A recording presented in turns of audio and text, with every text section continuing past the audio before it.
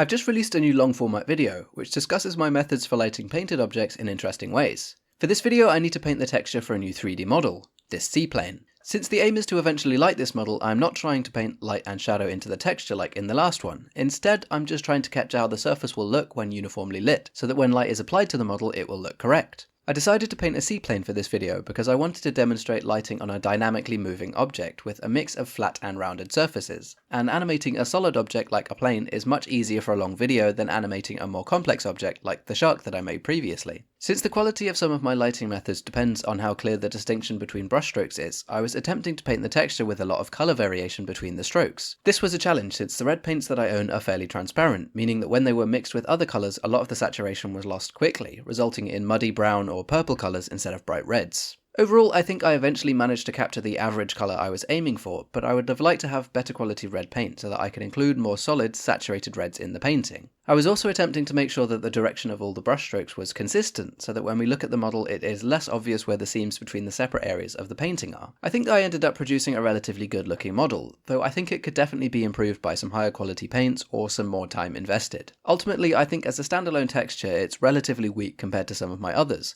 but it did end up working well when lighting was applied, which is lucky since this is what it was made for. If you'd like to see that lighting, be sure to go and check out the longer video which is now in my bio.